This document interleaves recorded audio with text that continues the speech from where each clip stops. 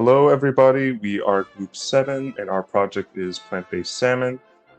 My name is Cameron Nuri Shirazi, and I'm with Samantha Napolitano, Mila Navar, Brian Morley, and Nikita Marlapati. So, for desired characteristics of salmon, raw salmon is usually a mosaic of red and white muscle that gives the fish its characteristic color. Depending on how the fish is caught or farmed, the color of the meat can range from orange to pink to red and sometimes gray. The muscles are layered and separated by myosepta, sheets of connective tissue that appear as white lines that segment the meat. This connective tissue is composed of collagen and reticulin, and properly cooked salmon will flake along these lines when pressure is applied. Albumin, a globular protein, is secreted as a white discharge when salmon is seared. And generally, salmon fillets are cooked medium with a firm, opaque exterior and a soft pink center. Moving on to the plant ingredient selection, there are a lot of nutritional as well as savory and sensory factors to consider when we are designing a plant-based alternative to salmon. One of these important factors is omega-3 fatty acids, which are rich in regular salmon. And a great plant-based substitute for this is perilla oil. Perilla oil is derived from perilla seeds, is typically used in Korean cuisine, and is a rich source of both unsaturated and saturated fatty acids.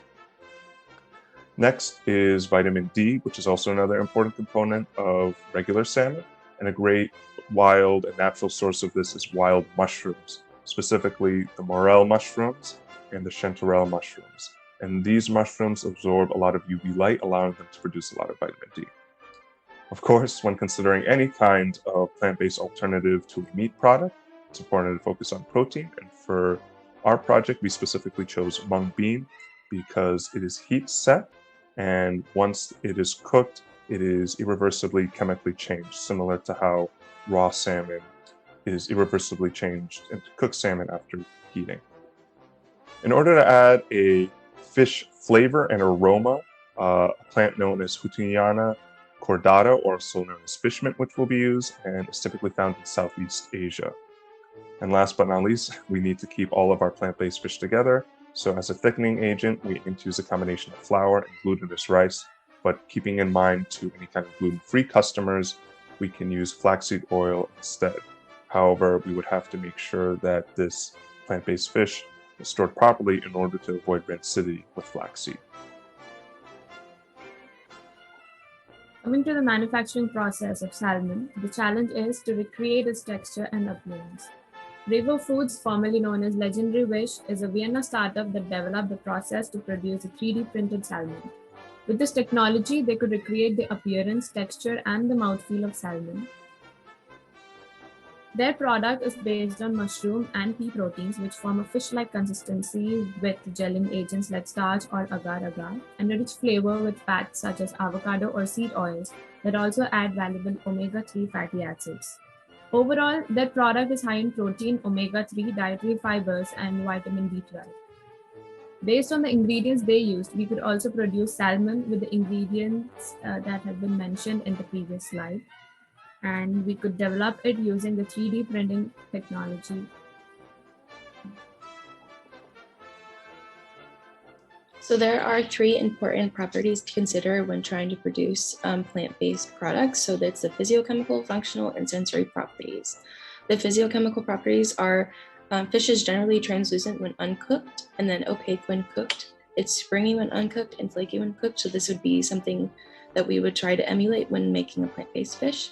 Functional properties are fish is typically high in collagen, and the collagen dissolves when it's cooked.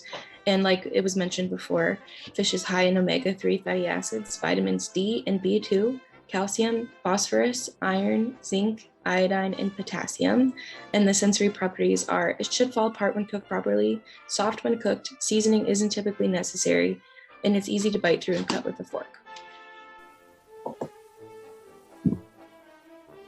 Moving on to the nutritional profile of salmon.